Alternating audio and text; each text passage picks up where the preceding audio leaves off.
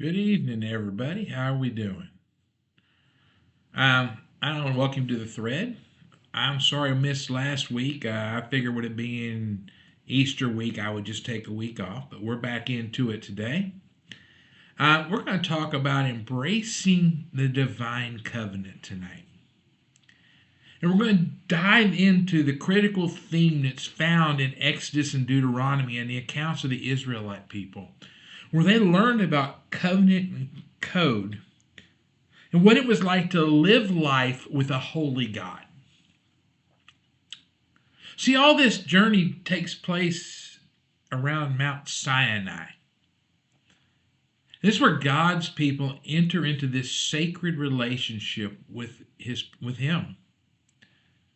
They receive the law that shapes their identity as his chosen people, my friends. So what I want you to do is grab a Bible and let's look at Exodus chapter 19 through 24. And we're not going to read this all. We're just going to look at some key verses in there. And we're going to see what God's desire for his covenant people is. Because the Israelites were his covenant people, but we have been grafted into that covenant in many ways. So it's what his desire for us as Christians.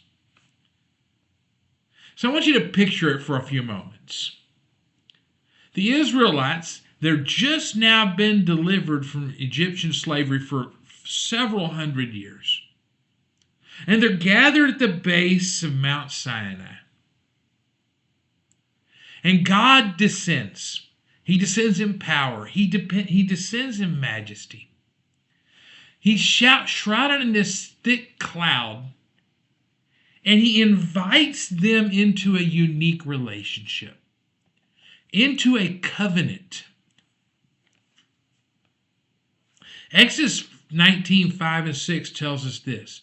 Now, if you obey me fully and keep my covenant, then out of all the nations you will be my treasured possession. In this, the Hebrew people are called to a life of faithfulness. They're called to a life of commitment, a life that reflects God's holiness. Imagine being a people chosen for this special role. It's like being part of an elite team, like the special forces or something, part of an elite team. You don't just get to wear the jersey. There are rules. There are responsibilities, because you have to embrace these rules and responsibilities to represent your team well. Many of us think that, it's all about the rules. But God's covenant with us is not about constraining us. It's not about enforcing strict rules all the time. It's about empowering us to thrive in our relationship with him, to thrive in our relationship with others. See, the giving of the law is just shaping just a distinct community. Now, what does this community look like? What does this covenant look like? See, God gave us the 10 Commandments in Exodus 20. And it's like providing a blueprint for the community and how he thinks they should act. He desires to form a community that's distinct, just, and worshipful. Now think of a mirror for a minute. The law, in this case, served as a mirror. It reflects our imperfections. It points out our sin. But it also reveals our capacity to love. See, when we look at Deuteronomy pretty closely, especially chapter 6, verses 4 through 9, we see the cornerstone of this message.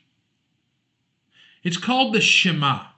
And part of the Shema says this: Hear, O Israel, the Lord our God, the Lord is one.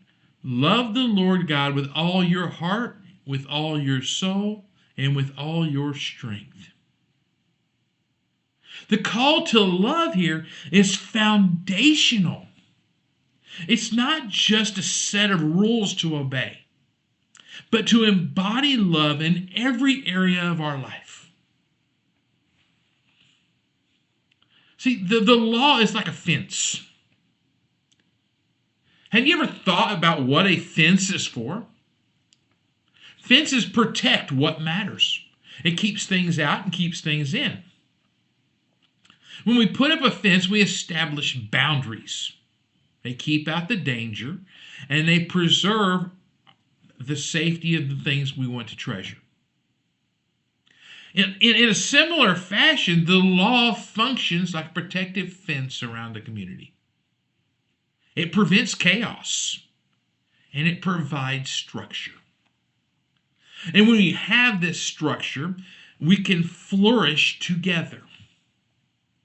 When you read Deuteronomy 10:12 through 13, it reminds us of this. And now, Israel, what does the Lord your God ask you? But to fear the Lord your God, to walk in obedience with him, to love him, to serve the Lord your God with all your heart and with all your soul, and to observe the Lord's commands and decrees. See, God's law wasn't merely a duty. It was a privilege, a joyful privilege that will safeguard our hearts and minds if we follow it. So what's at the heart of this law? It's love. Real simple, it's love. Love is the essence of our covenant relationship with God. When we love with our whole heart, when we love God with all of our heart, we can't help but love others. If you say, I love God, but I can't stand that person over there, do you love God with your own heart? Your whole heart? See, the two are linked intricately. They're stuck together. They form the foundation of a vibrant, thriving community. But there is a challenge here.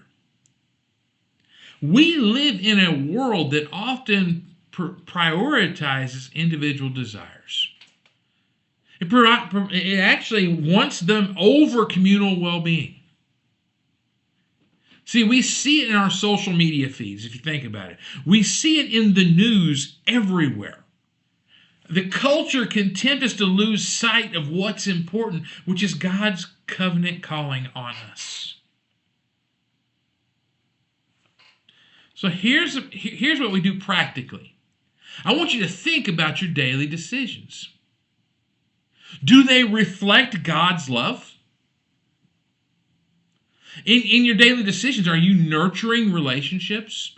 Are you serving others? Are you living out God's commandments, even in the small things? If you're doing this, and how does the love for God compel you to act in love towards those around you?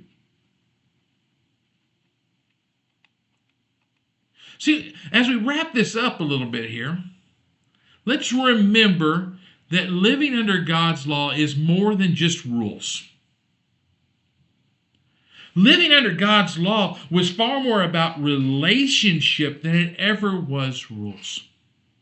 I'm working on a book now, and what I'm talking about is how the church has made Christianity much harder than it needs to be. Loving Jesus much harder than it needs to be. It's all based on love. It's based on love, and I'm using the 10 Commandments as my guide.